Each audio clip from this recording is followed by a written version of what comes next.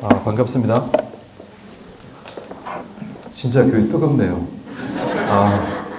윈 목사님 오신 뒤로 영신교회가 더 젊어지고 더 역동적으로 되었다고 노예 소문이 자자합니다. 와서 보니까 정말 소문이 아니고 진짜 온도가 많이 올라간 것 같고 뜨거운 열기가 느껴집니다.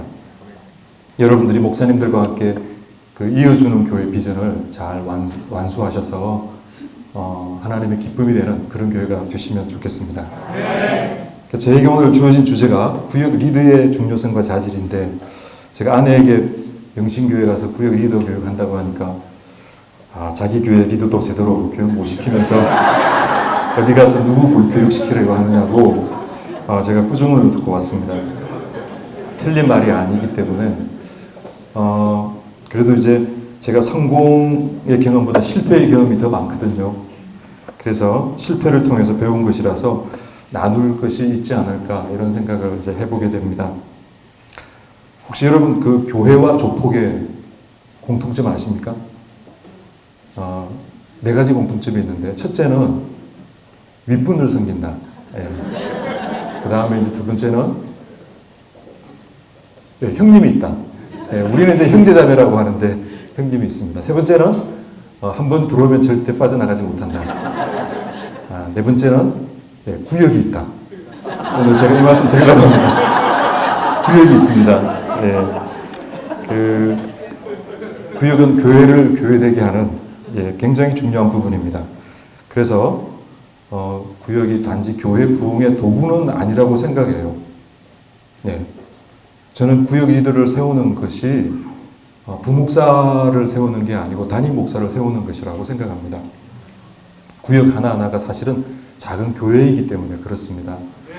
그래서 그런 점에서 여러분들이 교회 리더로서 해야 될 직무가 있어요. 성경에 보시면 여러분들이 이제 알 수 있을 텐데요. 한번 에베소서 4장 11절 12절 말씀 같이 한번 보겠습니다. 여기 보시면 이제 여러 가지 직분이 나오는데, 처음에 이제 사도가 나오죠. 그가 어떤 사람은 사도로, 어떤 사람은 선지자로, 어떤 사람은 복음 전하는 자로, 어떤 사람은 목사와 교사로 삼으셨으니 그랬어요. 그래서 여러 가지 직분이 나옵니다. 사도, 선지자, 복음 전하는 자, 목사와 교사. 목사와 교사는 아마 한 사람인 것 같아요. 관사가 하나로 되어 있습니다. 그래서 이런 사람들을 우리가 교회 리더라고 할 수 있잖아요. 교회 리더가 하는 일이 성경에 의하면 세 가지가 딱 있어요. 한번 보세요. 첫째는 뭡니까? 성도를 온전하게 하는 것. 그 다음에 봉사의 일을 하게 하며 그리스도의 몸을 세우려 하심이라 그랬어요. 그래서 성도를 온전하게 하고, 그리고 성도에게 봉사의 일을 하게 하며, 그래서 결국은 그리스도의 몸을 세우는 것. 이것이 하나님이 우리에게 요구하시는 교회 리더의 직분이라고 직무라고 할 수 있습니다. 그래서 이제 구역 리더를 이제 우리 교회에서는 목자라고 하거든요. 목자가 해야 될 이 중요한 직무가 이 세 가지 안에 다 들어 있습니다. 그러니까 성도를 온전하게 하고, 또 다른 사람을 봉사의 일을 하게 하고, 또 그리스도와 함께 그리스도의 몸을 세우는 것. 이것이 이제 교회 리더 또 목자가 해야 될 중요한 직무라고 할 수 있습니다.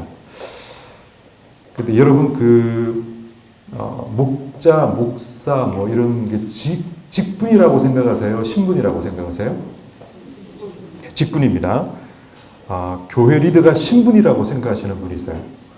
그러니까 장로님이나 목사나 교회 어떤 리더가 신분으로 생각을 하는 거죠.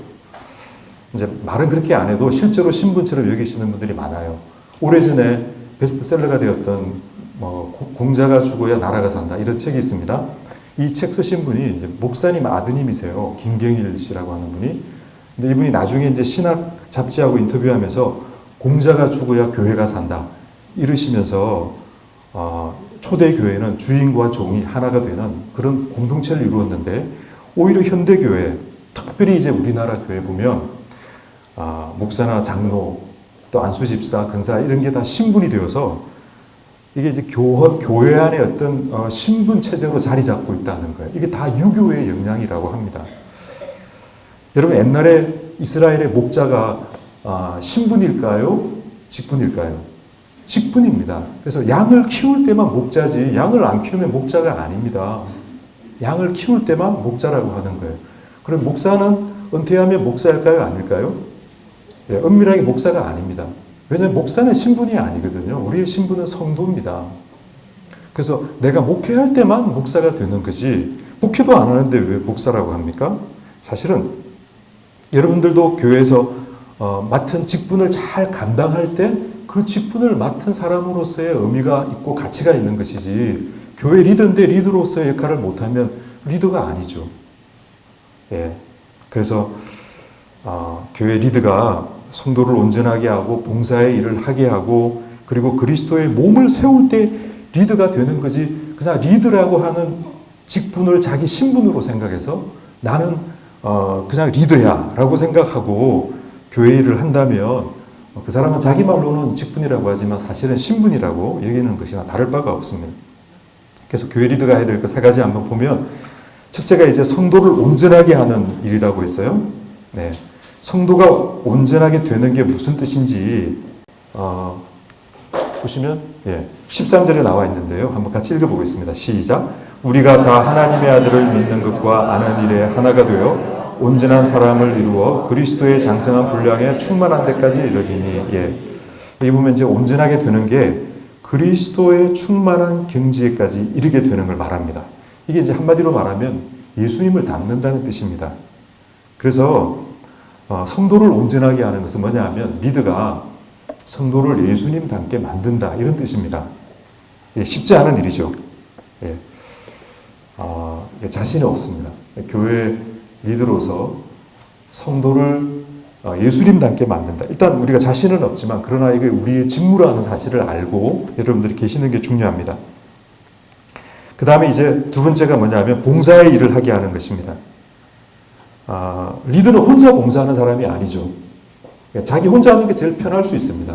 프리랜서처럼 그냥 자기가 편한 시간에 와서 편한 방식으로 일을 하면 되는데 그런데 리더는 봉사하는 사람이 아니라 여기 보면 봉사의 일을 하게 한다 그랬어요. 봉사의 일을 하게 하는 거. 그래서 이 봉사가 뭐냐 하면 헬라어로 디아코노스인데요. 이 성경에 보면 사도의 직무할 때 직무라는 말로도 쓰이고요. 그래서 뭐 주차 봉사나 청소 이런 걸 의미하는 게 아니고 원래는 미니스트리입니다. 다시 말하면 목회를 의미하는 거예요.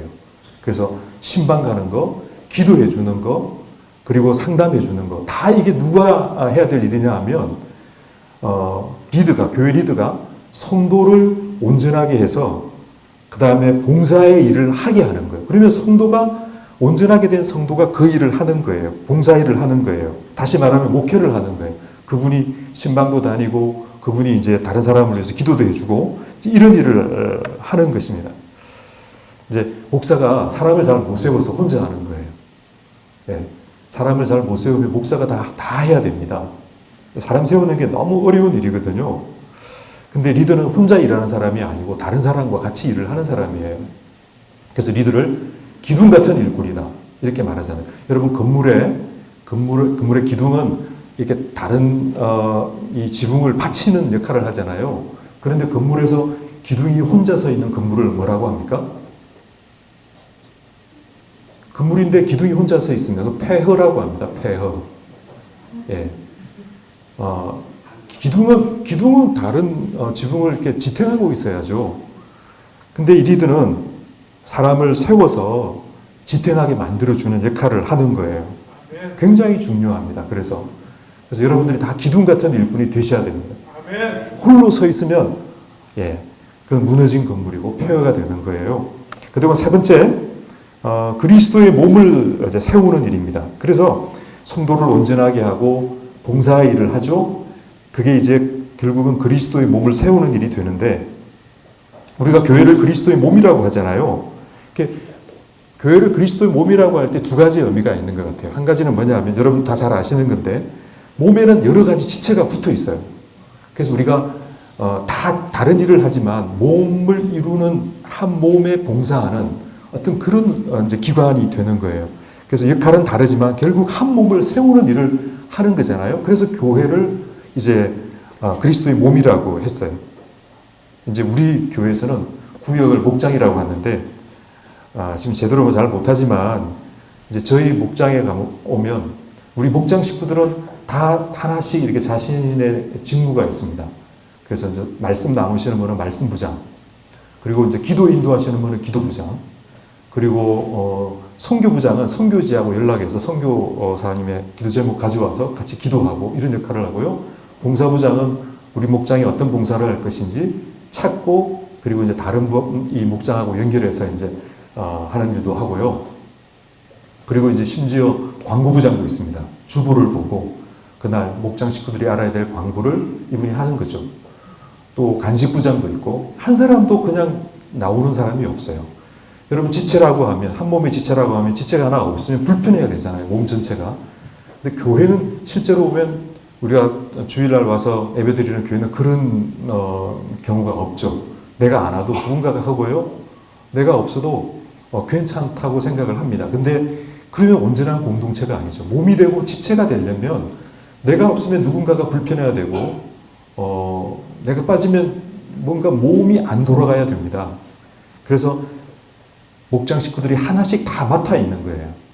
전체가 다 하나씩 맡아 있습니다.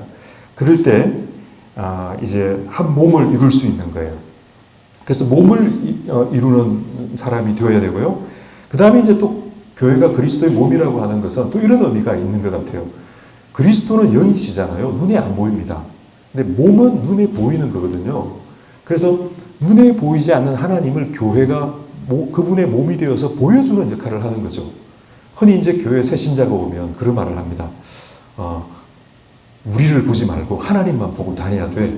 이러시잖아요. 그렇게 말씀하시면 안 돼요. 이렇게 하나님은 눈에 안 보입니다. 하나님 보고 싶으면 우리를 보세요. 이렇게 말해야 옳은 거죠. 네.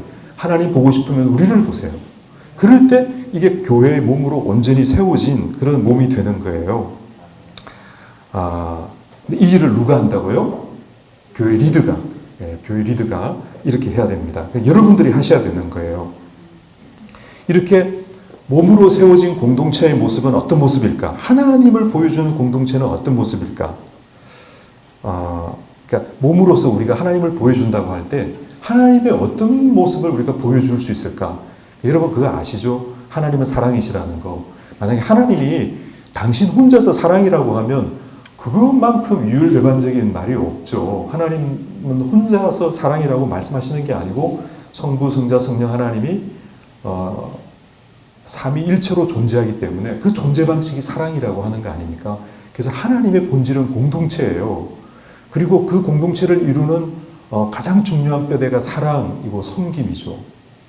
그래서 우리가 그리스도의 몸을 보여줄 때 이제 사랑의 공동체, 이거를 이제 영적인 가족이다 이렇게 말할 수 있을 것 같아요.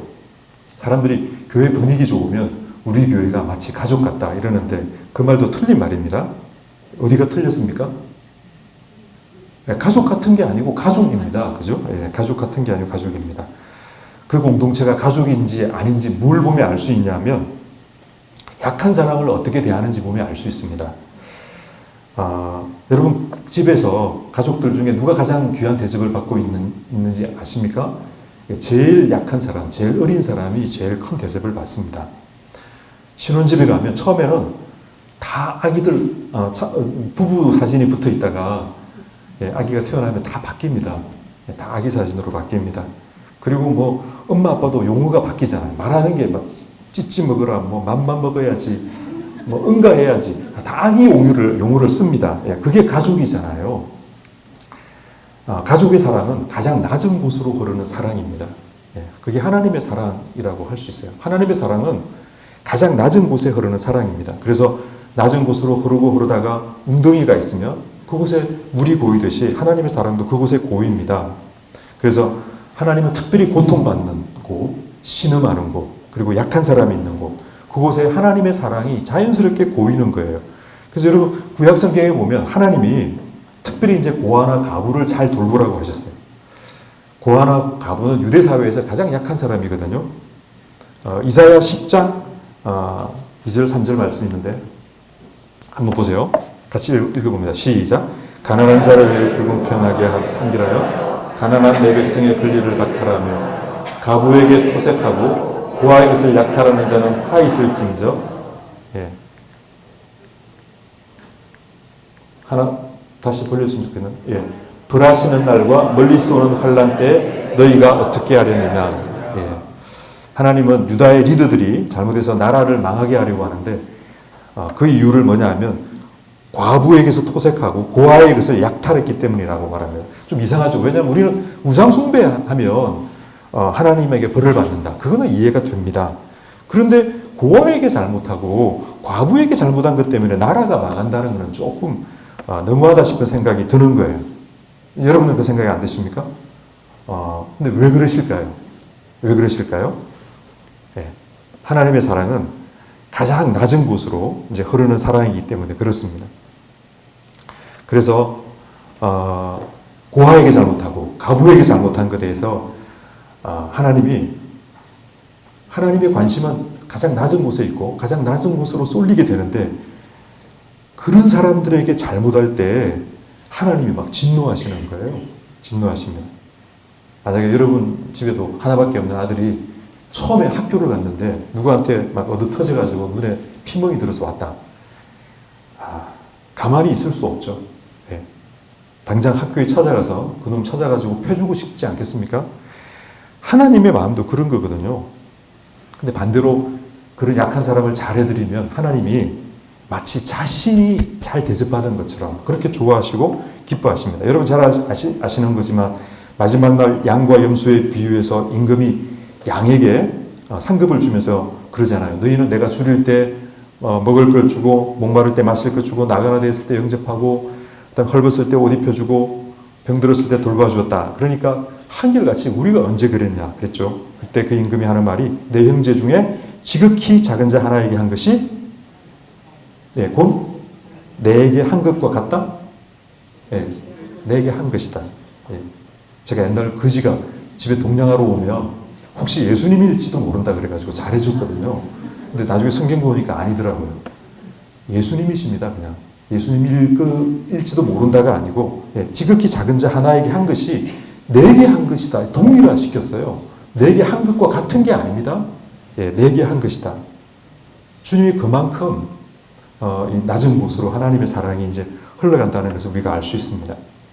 그래서 그리스도의 몸으로 세워지는 공동체는 가족 공동체인데 뭘 보면 가족인지 아닌지 아니냐면 그 사랑이 가장 낮은 곳으로 흘러가는지 안 하는지 보면 알 수 있습니다. 그래서 우리가 그리스도의 몸된 공동체로서 여러분들이 구역을 만들 때 구역이 필요로 하는 사람을 환영하는 게 아니고 구역을 필요로 하는 사람을 환영해야 됩니다. 다릅니다. 구역이 필요한 사람은 일 잘할 수 있고 건강하고 가진 것도 좀 많고 똑똑하고 이런 사람이 필요할지 몰라요. 그런데 진짜 구역을 필요로 하는 사람은 약하고 외롭고 못나고 부족한 사람일 수 있습니다. 누군가의 도움이 필요한 사람. 그런 사람이 환영받을 때 그게 그리스도의 몸이 되는 거예요. 제가 이제 저희 집에도 목장을 합니다. 우리 이제 김정호 목사님도 우리 집에서 목장 한 1년 전에 같이 했는데 우리 목장 식구들 가운데는 지체장애인 분도 있고 마음의 장애를 앓고 있는 분도 있고 그리고 생활 형편이 어려운 사람도 있습니다. 지난 이제 여름에 우리 목장 식구인 정순자 집사님 빌라 옥상에서 목장 식구들이 한 자리에 모여서 식사하는 이제 모습입니다. 이런 모습인데 그냥 늘 우리가 이제 식사하는 모습인데 그날 이제 목장 식구들이 이제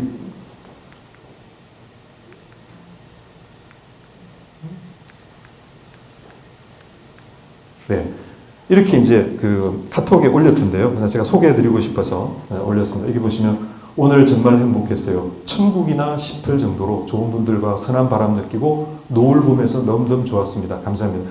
이 청년 자매인데요. 이 자매가 천국이라는 말을 써서 우리 교회 분위기가 많이 안 좋거든요. 아시는 분들은 다 아시는데 근데 이 자매가 여기가 천국 같다 이런 느낌을 받았나 봐요. 그래서 이제 여기 보시면 이제 김윤선 자매가 순자 집사님의 세밀하고 친절한 준비, 사모님 간식, 세연자매의 건강한 먹거리, 정근사님의 만난 과일, 민수, 호연, 춘보 형제님들의 음료까지 모두 감사히 잘 먹었습니다. 특히 차기 목장 멤버가 되실 정민 아버님 너무너무 감사했습니다. 이렇게 이제 이분들의 마음을 표현했는데요.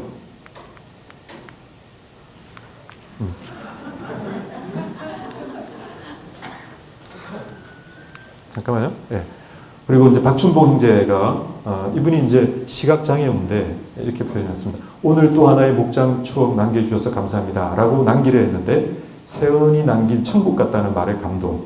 세연이 천국이라 하는데 그럼 난 그곳에 투자를 해야겠다는 생각이 드네요. 천국에다 심고 싶는데 당연 헛될 일은 없을 테고 기뻐하겠지. 정훈, 윤선 집사님 정말 만난 고기 잘 먹었습니다. 정수자 집사님, 백일호 형제님 많은 준비와 애씀에 감동했습니다. 대오빌라를 축복합니다. 남순자 집사님 시험 잘 치르세요. 정득자 간사님 따님 결혼 행복함으로 축복되게 잘 이루시고 진수 집사님 내일 복된 첫 출근 맞이하시길 바래요. 무슨 이야기를 하려고 하느냐 하면 다 한 몸이 되어서 서로를 축복하고 서로를 또 위해서 기도해주는 이제 그런 모습입니다.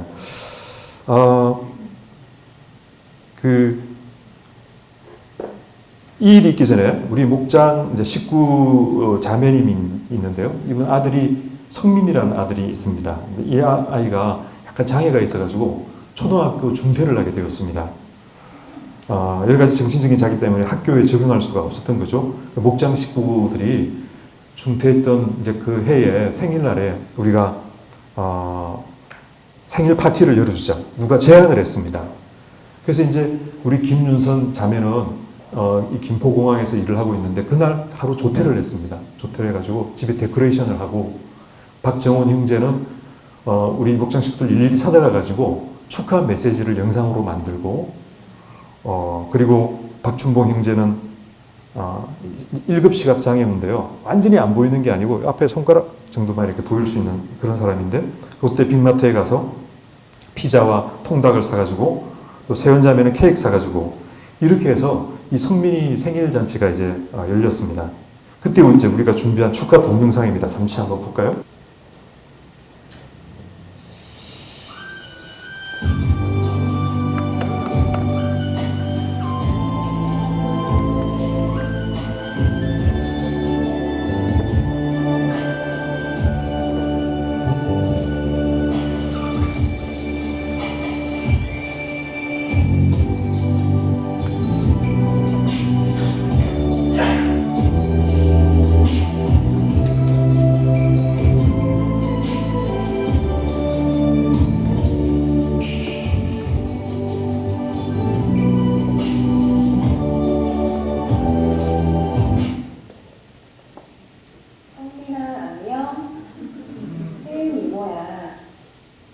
생일을 진심으로 축하해. 항상 건강하고 하나님 안에서 사랑받는 사람이 되길 기도할게. 안녕. 성민아 생일 축하해. 네가 엄마 아빠의 아들로 또 석진이의 동생으로 우리 목장에 와줘서 고마워. 성민이가 앞으로도 우리 목장하고 오래오래 알고 지냈으면 좋겠고 나도 성민이의 생일을 진심으로 축하하고 축복합니다. 성민아 안녕. 생일 축하해. 항상 석진이 형아랑 사이좋게 잘 지내고 엄마 아빠 말씀도 잘 듣고 항상 행복한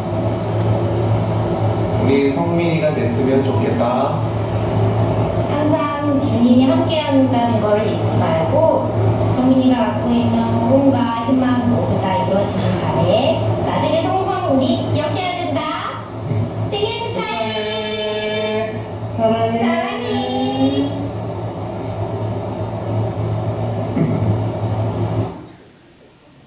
성민아 생일 축하하고 네가 세상에 태어나줘서 참 고마워. 네가 세상에 태어나서 세상은 더 밝아지고 사람들은 더 행복해진 것 같아.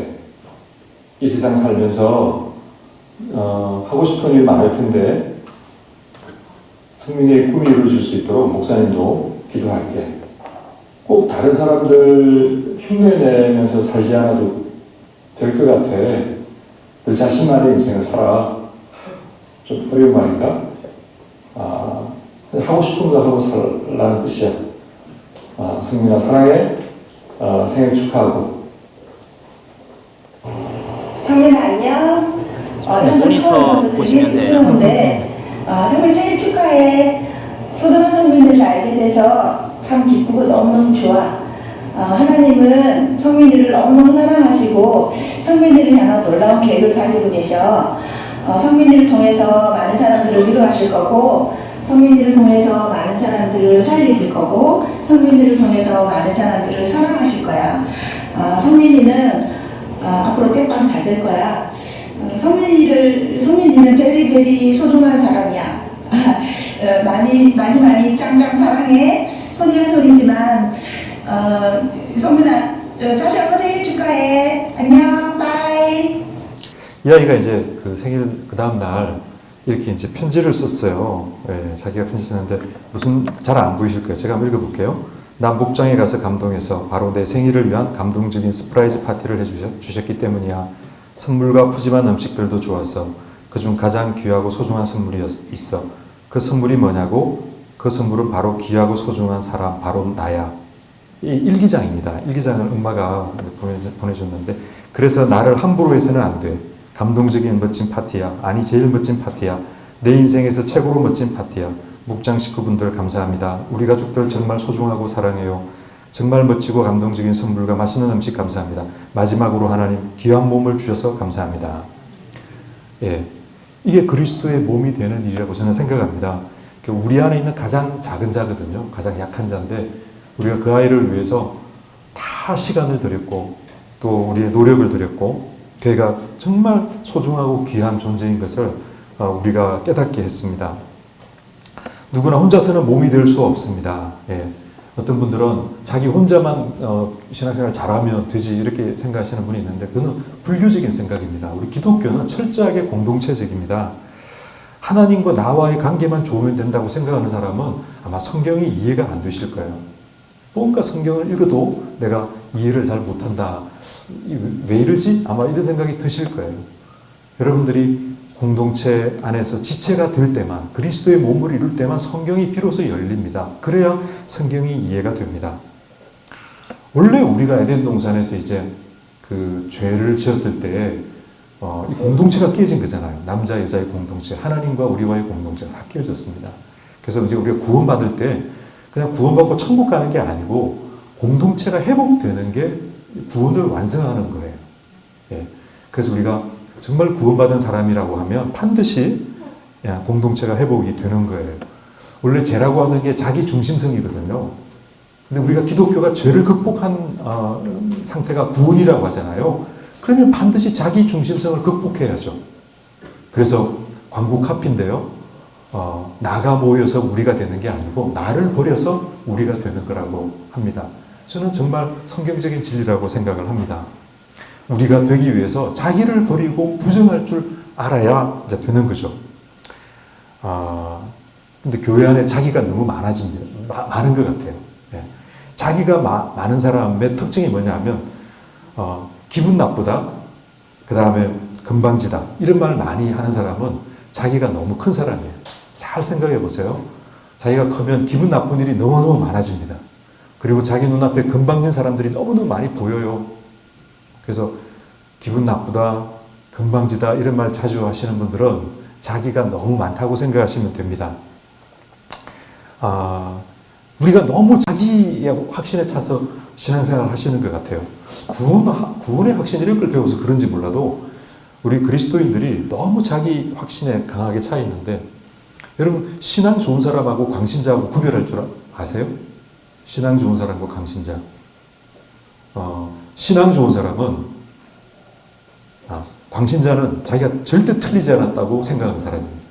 근데 신앙 좋으신 분은 똑같은 말을 해도 자기가 틀릴 수 있다. 이렇게 생각하시는 분이에요. 그러니까 다릅니다. 똑같은 말을 해도 다르고 똑같은 행동을 해도 달라요.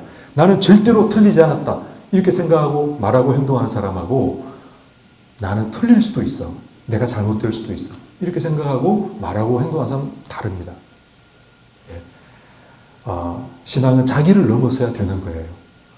우리가 이렇게 모여서 말씀 듣고 찬양하고 예배드리고 또 우리가 구역하고 다 우리 자기를 넘어서는 구원받은 백성들의 몸짓이고 몸부림입니다. 그래서 그리스도의 몸을 이루어야 되는데 몸에 가깝게 붙어 있으면 이제 여러 가지 많은 갈등이 생깁니다. 여러분들이 구형모임 하다 보면 많은 갈등이 생기죠. 혀를 씹는 것은 이라고 하잖아요. 제일 가까이 있는 사람이 상처를 줍니다. 우리 아이들이 다 부모님에게 상처를 받습니다. 부모님이 가장 많은 상처를 주는, 부모님을 사랑하는데도 결과적으로 보면 상처가 제일 많이 이제 전해지게 되는데, 우리가 가까이 있을 때 상처를 피할 수가 없어요. 그걸 감수하셔야 됩니다. 감수하셔야 됩니다. 그게 싫어가지고 저 다른 데 옮기겠습니다. 뭐 나중에 다른 교회 가겠습니다. 이런 분도 있는데, 제가 저 찾아와가지고 다른 교회 가겠다 이러면 제가 가셔도 되는데 반드시 그 문제를 해결하고 가시라고 합니다. 당신이 여기에서 넘어지면 넘어진 땅을 발로 차지 마십시오. 왜냐하면 그 땅을 딛고 다시 일어서야 되기 때문에 반드시 일어서고, 그리고 당신 발로 가시라고. 여기가 싫거나 여기가 잘못되어서 내가 가겠다 그러시면 당신은 계속 그런 시험에 빠지고 살게 될 거라고. 실제로 그러거든요. 그런 분들은 자기를 못 보세요. 남들이 다 문제 있고 환경이 문제라고 생각하세요. 자기를 볼 기회가 없죠. 왜냐하면 나를 보면 힘들고 어려우니까 빨리 다른 데 가서 그냥 자기를 안 보려고 하고, 그 문제를 아예 자기가 생각도 하지 않으려고 하는 거예요. 안타깝습니다. 저는 이제 결혼 생활을 통해서 가장 좋았던 게 하나가 되는 법을 배웠다는 것입니다. 네. 결혼 안 했으면 못 배웠을 것 같아요. 근데 결혼하면서 내 걸 버리는 거, 그리고 나하고 다른 걸 인정하는 거, 이런 걸 많이 배우게 되었습니다. 이게 공동체를 통해서 배우는 거예요. 헨리 나우엔이 한 말인데, 사랑의 위험에서 가장 안전하게 피할 수 있는 곳은 지옥이다 그랬어요. 네. 우리가 피할 데가 없어요. 그래서 이렇게 어려움을 극복하고 우리가 마침내 견고한 몸으로 이제 세워지면 어떻게 해야 되느냐? 그 힌트가 골로새서 1장 18절에 있는데요. 그는 몸이 교회의 머리라고 했어요. 네. 몸의 머리가 그리스도다. 이게 무슨 뜻이겠습니까? 이게 상식적으로 알 수 있는 거죠. 몸은 머리의 명령을 따르는 거잖아요. 그래서 몸이 머리의 통제를 받지 않고 제멋대로 움직이면 어떻게 되겠습니까? 지금은 돌아가셨는데요. 스티븐 호킹 박사라고 유명하신 분 있잖아요. 세계에서 가장 머리가 좋다는 분. 이분이 검무력증으로 오랫동안 전신불구로 다니셨고 휠체어를 타고 다니면서 의사소통을 하셨어요. 근데 한 번은 이분이 인터뷰를 하는데 눈덩이가 이렇게 시퍼렇게 부어서 나왔습니다. 알고 보니까 이분이 자기를 간호하는 간호사하고 바람을 피웠어요. 그래서 원래 아내하고 이혼했습니다. 그 간호사하고 결혼했는데 이 간호사가 뭘 보고 결혼했는지 모르겠지만 폭력을 행사한 거예요. 그래서 맞아가지고 눈덩이가 이렇게 시퍼렇게 부어서 인터뷰하는 모습을 보여준 적이 있습니다. 세상에서 제일 머리가 좋으신 분인데 몸이 마음대로 안 움직이니까 어떻게 보면 그렇게 비참한 꼴을 당하는 것을 보면서 부터 교회가 떠오르더라고요. 교회의 머리 대신 그리스도는 얼마나 머리가 좋으십니까?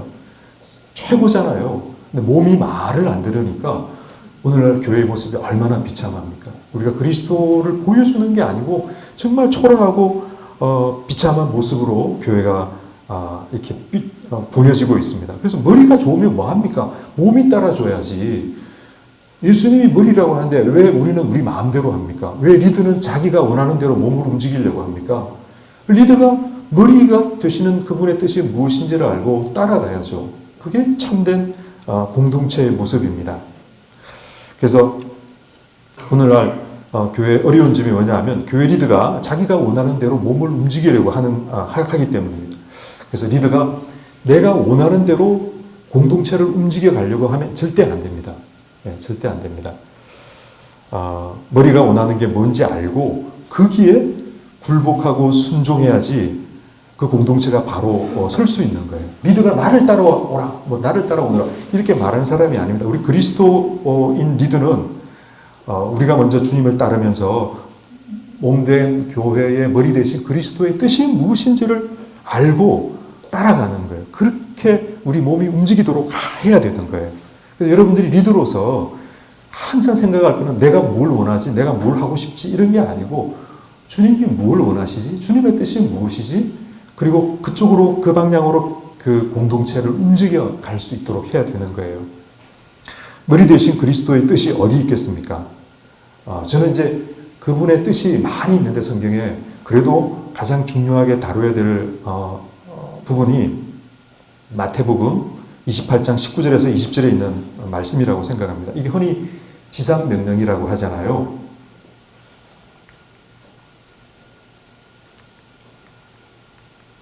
예.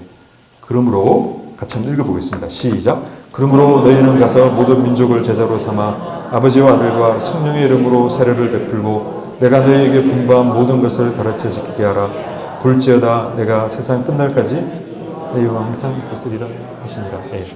여기까지 볼게요. 여러분들 이제 이런 말씀을 많이 배우셨을 것 같긴 한데 리더로서 이 말씀을 항상 마음에 품고 계셔야 됩니다. 왜냐하면 저게 머리 대신 그리스도의 뜻이거든요. 그러니까 우리가 몸된 그리스도의 몸을 세울 때 이 몸을 어디로 움직이게 하고 무엇을 해야 될 것인가를 생각할 때 항상 이 말씀을 품고 계셔야 됩니다.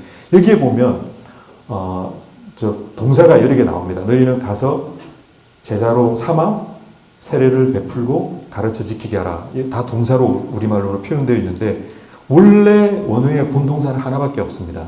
뭔지 아시나요? 네. 제자로 삼아입니다. 제자로 삼아.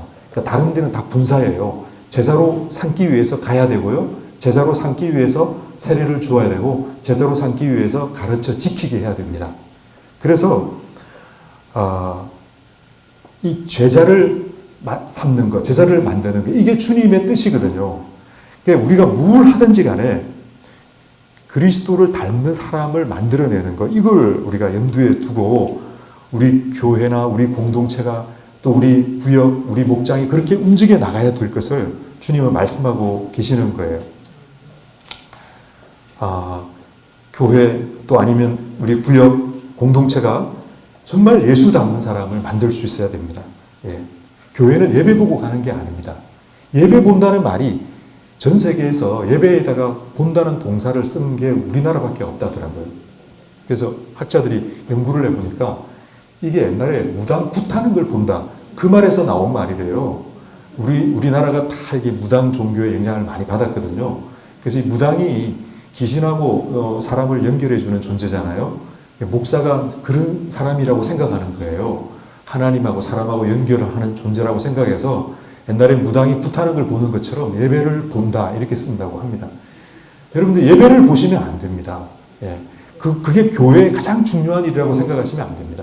예배를 보는 것도 결국은 그리스도의 제자를 만들기 위한 거고요. 제자는 예수님 닮은 사람이라 그랬죠. 그 닮은 사람을 만들어내는 거. 예배하는 거, 그 다음에 우리가 전도하는 거 다 마찬가지입니다. 그래서 우리가 교회를 고민할 때, 공동체를 고민할 때 과연 우리 공동체는, 과연 우리 교회는 제자를 만드는 곳인가, 제자를 만드는 시스템인가, 제자를 만들고 있나, 이걸 고민해 보셔야 됩니다. 네. 아마 자신은 없을 거예요. 네, 이런 교회 거의 없습니다. 그래서 제자를 만들지 못하면 저 개인적인 생각으로 교회 간판을 내려야 된다고 생각합니다.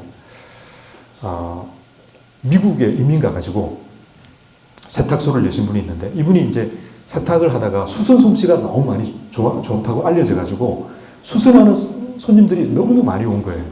나중에는 결국은 세탁 일을 못하고 수선만 하게 되었어요. 그래도 됩니까? 세탁소인데? 네. 그래도 되죠. 돈 버는데 뭐 이것저것 가릴 거 있습니까? 간판만 바꾸면 됩니다. 그러니까 수선소로 하면 되잖아요. 교회도 마찬가지입니다. 예배 잘 드리면 그냥 예배당이라고 하시면 돼요. 성경 공부 잘하면 성서학당이라고 하시면 돼요. 친교 잘하시면 그냥 친목회라고도 하셔도 돼요.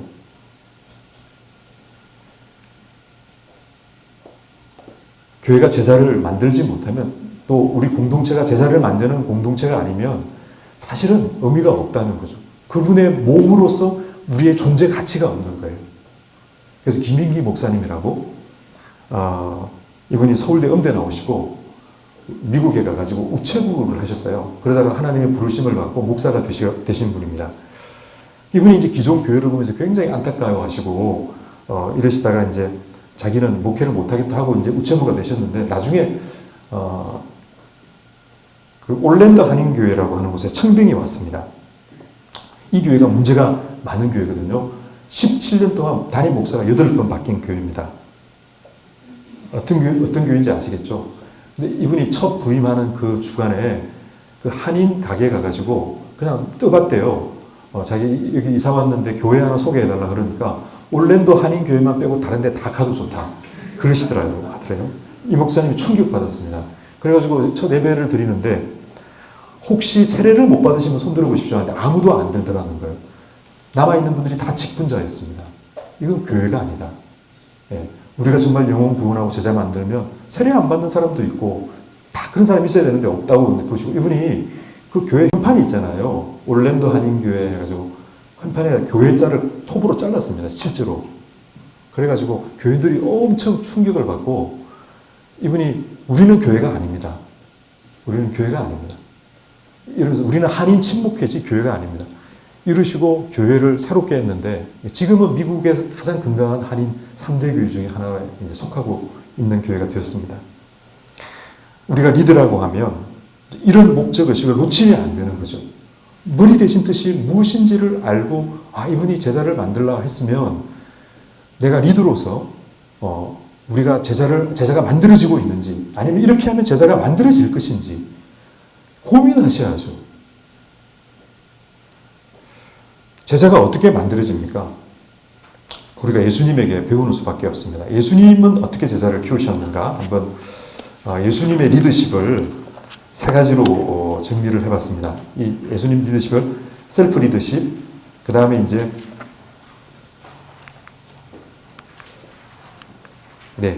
관계 리더십, 공동체 리더십이라고 이렇게 정리해 볼 수 있을 것 같습니다. 셀프 리더십에 보시면 예수님은 자기 자신을 이렇게 다스릴 수 있는 분이셨어요.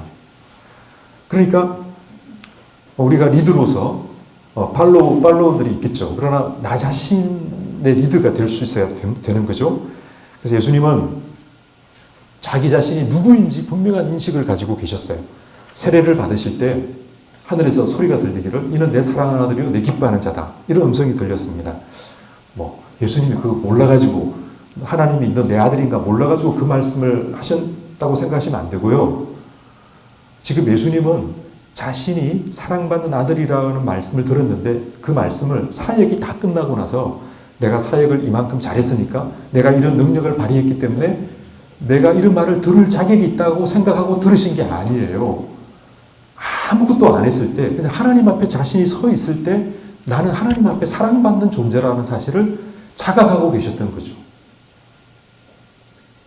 중요합니다. 우리가 사역하시기 전에 여러분이 리더로서 일하시기 전에 스스로 그 일의 성과에 따라 내가 평가를 받는 게 아닙니다. 우리는 우리 존재 자체로 하나님 앞에 이미 사랑받는 존재라는 사실을 인식하고 자각하셔야 되는 거예요. 사탄이 그 다음에 광야에서 예수님 데려가가지고 무슨 시험했습니까? 네가 만일 하나님의 아들이거든. 계속 그렇게 이야기했어요. 그러니까 하나님의 아들로 이미 하나님의 음성을 듣고 내가 이 존재 자체로 사랑받는 아들인데 네가 하나님의 아들인 걸 증명해 보라는 거예요. 돌을 떡으로 만들라고 증명해 보라는 거죠. 우리가 사역으로 우리를 증명하는 사람들이 아닙니다. 그래서 내가 하나님 앞에 나의 존재 그 자체만으로도 이미 사랑받는 자이고 하나님이 기뻐하는 자다. 그런 의식이 없으면 사탄은 끊임없이 우리가 사역할 때 와가지고 너 리더라면서 빨리 부흥시켜봐. 너 리더라면서 너 왜 이런 것도 못해? 다 계속 유혹할 거예요. 계속 시험할 거예요. 예수님은 하나님의 사랑받는 아들이라는 것이 자신의 사역의 결과로 자기의 능력을 증명함으로 이루어지는 게 아니고 자기의 존재로 그걸 그대로 받아들인 거예요. 인정한 거예요. 그래서 우리가 사역하실 때 자기 인식, 내가 하나님 앞에 정말 사랑받는 자녀고 하나님 앞에 은혜를 받은 사람이라는 자기 인식이 반드시 필요하고요. 그리고 예수님도 보면 늘 나는 보냄받은 자다. 나는 내 일을 하는 게 아니고 아버지의 일을 한다. 늘 그런 의식이 있었어요. 그래서 우리가 보냄받은 자의 의식 속에서 늘 하나님 일을 할 수 있어야 됩니다. 우리는 내가 원하는 걸 하는 게 아니에요. 하나님이 원하시는 뜻을 우리가 머리 대신 뜻을 받들고 그래서 그 일을 위해서 하나님이 나를 이곳에 부르셨구나. 그걸 깨닫고 그 일을 하는 거지. 우리가 자기 일을 하는 게 아닙니다. 그래서 보냄받은 자의 의식 그리고 예수님은 그 일을 위해서 죽기까지 순종하고 복종하셨어요. 우리도 그런 마음이 필요합니다. 끝까지 내가 따라가야겠다. 이거는 여러분들 결정하시면 돼요. 처음에 구역 리더로 봉사할 때 하나님 내가 이 일을 감당할 때 끝까지 순종해 보겠습니다. 끝까지 제가 주님을 따라가겠습니다. 이렇게 여러분들이 결정하시면 됩니다. 그리고 이제 예수님은 이제 관계적 차원에서의 섬김의 리더십. 여러분 잘 아실 거예요. 사람을 얻으려면 그 사람에 있는 자리까지 내려갈 수 있어야 됩니다. 예수님이 우리를 섬긴 것은 우리를 얻기 위한 거예요. 리더가 사람을 어떻게 얻습니까? 섬겨야 얻습니다. 우리가 그 사람을 위해서 섬겨주고 희생할 때만 내가 그 사람을 얻을 수 있는 거예요. 예수님이 이 땅에 오셔서 우리의 종이 되시고 끝까지 사랑해 주시고 희생하신 이유가 뭡니까? 우리를 살려보려고, 우리를 얻으시려고 그러신 거 아닙니까? 그거 없이는 사람을 절대 못 얻습니다. 미국의 한인교회에서 세례 받으시는 분이 간증하시는데요. 막 이분이 울면서 간증하시는 거예요. 뭐라고 간증하시느냐 하면 자기는 어릴 때 자기 집 앞에 남매 호랑교가 다니는 분이 있었고 또 자기 뒷집에 통일교 신자가 있었대요. 그래서 자기는 내가 살아있는 동안 절대 종교를 가까이 하면 안 되겠다. 이렇게 결심을 하셨대요. 이렇게 살아오다가 30대 중반에 부부가 함께 미국으로 오게 됐습니다. 아무도 아는 사람이 없고 아무런 터전이 없었던 상태였습니다. 근데 어떤 아주머니가 접근해가지고 친절하게 대해주는 거예요. 아파트도 소개해주고. 근데 이제 알고 보니까 이분이 예수 믿는 사람이었습니다. 그래서 남편이 조심해라. 언젠가는 교회 가자고 한다. 그러니까 늘 깨어 있어라. 뭐 이렇게 충고를 해줬다고 하더라고요. 근데 이제 이분이 일을 하다가 밤에 집으로 오는데 한 번은 이제 밤에 집에 오니까 없던 쇼파가 생긴 거예요. 이거 어디서 났냐고 하니까 그 아줌마가 갖다 줬다는 거예요. 봐라 큰일 났다 이제. 이러면서 너 절대 빠지면 안 된다. 조심해라. 주의해라. 또 다시 주의를 줬습니다. 어느 날 또 퇴근하고 오니까 집에 TV가 있더라는 거예요. TV를 보고 싶었는데 TV가 있으면 좋겠다 생각했는데 그 아줌마가 줬다는 거예요. 이 아주머니 아들이 고3인데 TV가 무거워서 혼자 못 들고 오니까 아들한테 시켰나 봐요. 아들이 문을 열고 깜짝 놀랐대요. 엄마 우리 이 집으로 이사 와? 자기 집 물건이 다 거기에 있는 거예요. 이분도 막 섬기고 싶은 마음이 있는데 돈이 없는 분이라서 자기 집에 있는 거 그냥 다 이렇게 주셨던가 봅니다. 결국 마음이 녹아져서 이분이 예수 믿는데 그렇게 자기는 절대 안 믿겠다는 그 남편분이 펑펑 울면서 그 간증을 하시는 거예요. 그러면서 나도 그 집사님처럼 되고 싶다. 나도 누군가 그렇게 섬기고 그 섬김을 통해서 하나님의 마음과 사랑을 보여주고 싶다. 이러시는 거예요. 섬김을 통하지 않고서는 우리가 사람을 얻을 수 없어요. 여러분들이 사람을 얻으시려면 반드시 섬기셔야 됩니다. 그리고 이제 예수님 리더십을 이 정도로 정리하고요. 그 다음에 이제 이렇게 훈련받아서 세워진 베드로가 이제 뭐라고 했냐면 목자들에게 충고하면서 베드로전서 5장 2절 3절에 이렇게 말합니다. 시작. 너희 중에 있는 하나님의 양무리를 치되 억지로 하지 말고 하나님의 뜻을 따라 자원함으로 하며 더러운 이득을 위하여 하지 말고 기꺼이 하며 맡은 자들에게 수정하는 자세를 하지 말고 양무리의 본이 되라. 아멘. 네 가지로 정리해 볼게요. 자원함으로 하라. 자원함으로 하라는 것은 마지못해서 하는 게 아니고 즐거운 마음으로 하라는 거예요.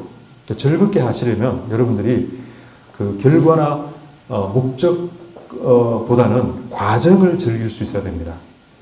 이거는 이제 여러분들이 알고 있는 상식일 텐데 산 정상에 올라가려고 하면 정상만 보면 안 되죠. 지칩니다.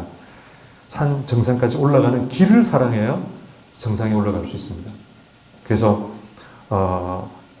길가에 핀 꽃도 보고 등이 막 굽어있는 소나무를 만져도 보고 그리고 산 아래 도시도 내려다보고 이러면서 산 정상으로 올라가는 길을 사랑할 수 있을 때 정상으로 올라가는 거지 정상만 보고 있다고 정상으로 갈 수 있는 게 아닙니다.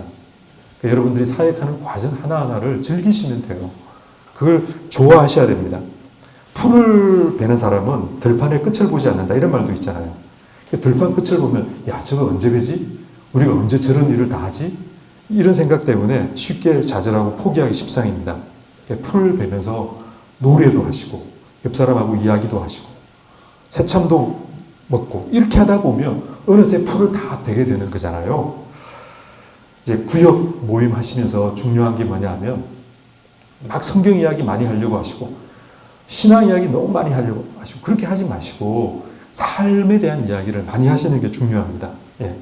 사실은 같이 삶을 가는 동반자거든요. 그래서 당신과 내가 함께 가겠다 이런 마음을 가지고 이 구역 모임을 하고 또 사역을 하시면 좋을 것 같습니다. 그래서 무엇보다도 우리가 주님 앞에 쓰임받는 존재가 되는 거거든요. 쓰임받는다는 게 얼마나 귀한 축복인지 모릅니다. 예. 여러분들이 혹시 삼성전자 이재용 회장 집에 가가지고 초인종 누르고 회장님 내가 회장님을 위해서 몸을 바쳐서 일하겠습니다. 저를 써주세요. 이러면 그분이 여러분을 써주실까요? 절대 안 써줍니다. 아무나 안 씁니다.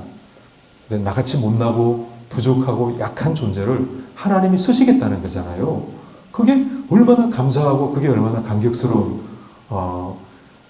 그런 일이겠습니까? 우리가 그 마음에 감사하는 마음으로 내가 쓰임받는 것을 감사하고 즐겁게 생각하고 일을 하셔야 됩니다. 이게 자원함으로 하는 거예요. 그 다음에 두 번째, 이득을 위해서 하지 마라. 제가 이제 7번 교회 리더에게 필요한 태도하고 연결해서 그냥 같이 하고 있습니다. 이득을 위해서 하지 마라. 우리가 하나님 일을 하는데 무슨 이득이 있겠나 이렇게 생각하겠지만 어떤 분은 구제하는 것도 자기 이익을 위해서 하더라고요. 우리 교회에서 주방에서 봉사하는 거 좋아하시는 분이 있는데 처음에 저는 너무 희생적이고 너무 이렇게 봉사를 잘 하셔가지고 되게 훌륭하신 분이다 생각했는데 나중에 알고 보니까 이분은 그 일을 안 하면 본인이 불편하신 거예요. 너무너무 힘들어 하시는 거예요. 자기 자신을 위해서 봉사하더라고요. 그 일을 안 하면 답답해서 심령이 견딜 수 없는 거예요. 그러니까 그 일을 하는 걸 보면서 야 하나님 일도 이렇게 자기 이익을 위해서 하는구나 이런 생각을 했습니다. 교회에서 영혼 구원하자고 하는데 큰 교회에서 그렇게 말하는데 가만히 보면 목사님이 자신이 큰 교회가 되면 더 많은 건세를 누리고 또 더 많이 인정을 받고 더 자기가 목표안에 또 편해지고 뭐 이런 목적으로 우리 전도합시다 영혼 구원합시다 이러신 분도 계세요. 안타까운 이야기지만 우리가 하나님 일을 할 때 자기 이익을 위해서 하는 게 아닙니다. 여러분 봉사와 헌신은 다릅니다. 봉사는 내가 원하는 거를 내가 이거 하고 싶어 이런 봉사할 수 있어요. 근데 헌신은 다릅니다. 우리가 하나님한테 일할 때 헌신해야지 물론 봉사도 필요하지만 헌신은 우리 몸을 하나님께 드리는 거거든요. 내가 원하는 걸 하는 게 아닙니다. 그럼 하나님이 내가 드리면 하나님의 뜻에 나를 쓰시겠죠. 그러면 뭐가 중요해지느냐 하면 하나님의 뜻이 중요해집니다. 여기 보시면 그러므로 형제들아 시작 그러므로 형제들아 내가 하나님의 모든 자비하심으로 너희를 권하노니 너희 몸을 하나님이 기뻐하시는 거룩한 산제물로 드리라. 이는 너희가 드릴 영적 예배니라. 몸을 드리라. 우리가 헌신이라고 할 때는 마음을 드리는 게 아니고 몸을 드리는 거예요. 그런데 그 다음에 시작 너희는 이 세대를 본받지 말고 오직 마음을 새롭게 함으로 변화를 받아 하나님의 선하시고 기뻐하시고 온전하신 뜻이 무엇인지 분별하도록 하라. 몸을 드리면 그전에는 내가 원하는 거 했잖아요. 내가 하고 싶은 거 했잖아요. 그래서 봉사라고 그랬어요. 근데 헌신하면 하나님이 나를 왜 여기에 부르셨을까? 그분의 선하시고 기뻐하시고 온전하신 뜻이 무엇인지 분별하는 게 굉장히 중요해집니다. 가정도 마찬가지고요. 하나님이 나를 이 가정의 아내로 또 가장으로 왜 불러주셨을까? 하나님의 뜻이 무엇일까? 질문하고 물어보는 거죠. 교회도 마찬가지입니다. 하나님이 왜 나를 이 교회에 부르셔서 나를 리더로 부르셨을까? 하나님의 뜻이 무엇일까? 그걸 발견해서 그 일을 하는 게 헌신하는 거예요. 그래서 자기 이익을 위해서 일하는 게 아니고 우리 몸을 바쳐서 하나님이 나를 쓰시도록 해야 되고요. 그러려면 하나님의 뜻을 잘 분별하셔야 됩니다. 여러분 직장에 가시면 하나님 나를 왜 이 직장에 보냈지? 하나님 내가 여기서 뭘 하기를 원하십니까? 하나님의 뜻은 무엇입니까? 이렇게 묻고 그게 순종하는 게 헌신하는 거예요. 나 이거 하고 싶다고 해서 그냥 그렇게 하면 봉사하는 일이고 자기 유익을 위해서 할 수도 있는 일이 되는 거예요. 내 이익을 구하지 않고 하나님의 뜻을 구하는 자세가 될 수 있어야 됩니다. 어떤 우리 집사님은 제가 볼 때는 이게 집에 가서 남편을 더 잘 섬기는 것이 하나님의 뜻인 것 같은데 이분은 교회에 와서 봉사하는 게 하나님의 뜻인 줄 알고 계속 봉사하시다가 남편하고 사이가 나빠져가지고 결국은 남편이 교회를 잘 못 나오게 되는 그런 경우가 있더라고요. 하나님이 교회에 부르셨다고 다 교회 일만 하라고 하는 게 아니고요. 어느 경우에 하나님이 나를 아내로 불렀을 때 남편을 잘 섬기라고 하는 그런 뜻을 우리가 발견해서 그때는 남편을 더 섬길 수 있어야죠. 그게 헌신하는 사람의 모습입니다. 그 다음에 세 번째, 주장하는 자세를 하지 말고 자기를 버리라고 했잖아요. 리더는 주장하는 사람이 아닙니다. 그래서 이래라 저래라 이런 당위적인 이야기를 절대 하시면 안 돼요. 우리 장로님들은 이제 그런 말씀 많이 하실 것 같은데 우리 교회도 이제 가령 예를 들면 쓰레기가 복도에 딱 떨어져 있잖아요. 그러면 누가 쓰레기 씹어가지고 쓰레기통에 넣으면 되는데 우리는 안 그러더라고요. 처음에 누가 버렸지? 그래서 이제 딱 그것부터 토론하기 시작하고 왜 버렸지? 이게 교회야? 뭐 이러면서 계속해서 싸우는데요. 이게 줄줄 막 커져 나가더라고요. 아니 쓰레기가 버려지면 그냥 집 넣으면 끝이지 왜 누가 버렸지 왜 버렸지 이게 교회니 뭐니 이거 그런 말을 왜 하는지 모르겠습니다. 자기가 계속 옳다고 생각하고 주장하면 사실은 상대를 인정하지 못하게 되고 어려워지는 거죠. 제가 좋아하는 이야기가 있습니다. 참외를 무서워하는 바보들이 사는 마을이 있습니다. 어떤 사람이 여행을 하다가 길을 잘못 들어서 이 바보 마을에 들어간 거예요. 보니까 참외를 다 무서워하는 거예요. 하도 답답해가지고 이 사람이 참외밭에 가가지고 이거 먹는 거라고 하면서 칼을 갖고 그걸 딱 잘라가지고 막 어그저그 베어 먹었습니다. 그러면 더 이상 사람들이 무서워하지 않겠지. 그랬는데 이 사람들이 아무도 이 사람 옆에 가까이 오지 않습니다. 저 사람은 참외보다 더 무서운 사람입니다. 아무도 이 사람하고 가까이 하려고 하지도 않고 이야기하려고 하지도 않습니다. 그러다가 어떤 사람이 또 우연히 길을 잃고 바보 마을에 들어오게 되었습니다. 이 사람도 이 마을 사람들이 참외를 두려워하는 게 잘 이해가 안 되었어요. 답답했지만 사람들을 바꿔보자 이런 마음으로 이분이 첫 번째 했던 게 뭐냐면 자기도 참외를 보고 놀랐다고 하는 거예요. 자기도 깜짝 놀라셨습니다. 사람들이 우리와 같은 사람이라고 생각했는지 많이 몰려들었고요. 근데 이분은 그 다음에 참외밭 가까이 좀 다가간 거예요. 그리고 그 다음에 참외밭 앞에까지 가고 사람들이 다 따라온 거예요. 이분을 따라서. 자기가 처음에 만져봅니다. 그리고 만져보라고 주는데 다 만져봅니다.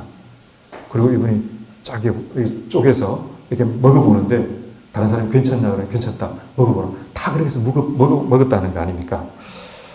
이 헨리 나우멘의 국률이라고 하는 책에 나오는 이야기인데요. 헨리 나우멘은 이걸 이제 이런 태도가 국률이다 이렇게 이야기를 했습니다. 여러분들이 하나님 일하실 때 주장하지 마시고 함께 하면서 그렇게 서로의 마음을 이해하고 이렇게 해나가야 됩니다. 저도 교회 처음 부임할 때 잘 모르고 막 주장하다가 본질로 돌아가자 이러면 우리는 본질이 아닙니까? 뭐 이러고 말씀으로 돌아가자 이러면 우리는 말씀이 아닙니까? 그럼 지금까지 어떻게 살았습니까? 이렇게 받아들이시더라고요. 저도 그분들하고 똑같은 마음과 심정으로 돌아가서 같이 못나고 같이 부족한 거 느끼고 같이 그 전통 속에서 이렇게 살아가면서 그분들의 마음을 좀 헤아려 보니까 그분들의 마음이 보이기 시작했습니다. 예수님의 마음이죠. 주장하는 자세를 하지 말고 그 다음에 이제 마지막으로 본이 되라고 했습니다. 결국 보고 배우는 거잖아요. 우리가 아는 걸 산다고 착각하시면 안 됩니다. 이거는 목회하다 보면 성도들이 자기가 아는 거를 산다고 착각하시더라고요. 그래서 모르는 것도 문제지만 너무 많이 아는 것도 문제입니다. 가끔 성경에 대해서 이것저것 질문하시는 집사님이 계십니다. 근데 이제 어떤 거 되게 어려운 질문 하시는데 제가 목사인 저도 잘 모르겠습니다. 이래놓고 덧붙여서 말합니다. 제가 모르는 건 집사님도 모르셔도 됩니다. 네. 천국에 가면 우리가 모르는 게 문제가 되지는 않을 것 같습니다. 모르긴 하지만 우리가 알고 있는 게 문제가 될 가능성이 아주 큽니다. 그렇게 말씀해 드리는데 여러분 우리가 알고 있는 걸 살아내는 게 중요합니다. 야고보서에서도 그랬잖아요. 말씀 듣고 행하지 않는 사람은 자기 모습을 거울로 보고 돌아서서 잊어버리는 사람과 같다. 거울을 왜 봅니까? 티끌이 묻었네? 티끌 떼고 머리가 잘못됐네? 머리 또 가지런히 하고 이러려고 거울을 보는데 거울을 보고 돌아서서 자기 모습을 잊어버리는 사람이 있습니까? 아무도 없습니다. 그런데 하나님 말씀은 그렇게 하는 사람이 있다는 거죠. 하나님 말씀 듣고도 잊어버립니다.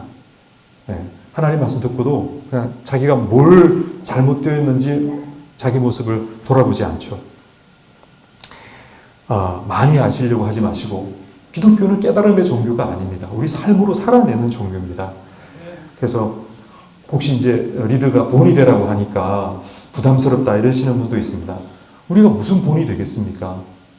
그래서 저도 이제 그런 말을 자주 합니다. 나도 여러분같이 부족합니다. 여러분과 같은 죄인입니다. 그러나 나는 예수님을 닮으려고 여러분보다 조금 더 노력합니다. 그리고 실패했을 때 여러분보다 조금 더 괴로워합니다. 그게 리더가 할 수 있는 고백인 것 같습니다. 마무리하겠습니다. 소화기관이 약하게 태어난 사람들이 있어요. 급하게 많이 먹어도 아무렇지 않은 사람도 있는데 조금 양을 먹는데도 먹었다고 하면 체하는 사람이 있어요. 조금만 신경 쓰이는 일이 있어도 체합니다. 체하는 일이 한두 분이지. 너무 힘들어서 앞으로 나 밥 안 먹겠다. 이러시는 분을 내가 보지 못했습니다. 체해도 밥은 먹더라고요. 왜냐하면 먹는 것은 체해도 어떻게 하든지 해내야 되는 일이기 때문입니다.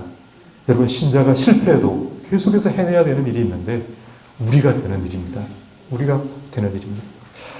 고린도전서 15장 18절 말씀 마지막으로 읽고 마치겠습니다. 같이 앉으겠습니다. 시작. 그러므로 내 사랑하는 형제들아 견실하며 흔들리지 말고 항상 주의 일을 더욱 힘쓰는 자들이더라. 이는 너희 수고가 주 안에서 헛되지 않을 줄 알미라.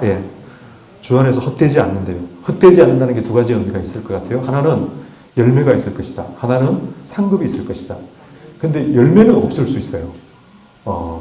제가 윌리엄 캐리가 인도에서 10년 동안 선교했는데 한 사람도 전도 못했습니다. 열매는 없을 수 있어요. 근데 우리가 하는 일이 헛되지 않을 거라고 했잖아요. 천국에 상급이 있을 거다. 저는 그렇게 받아들이고 믿습니다.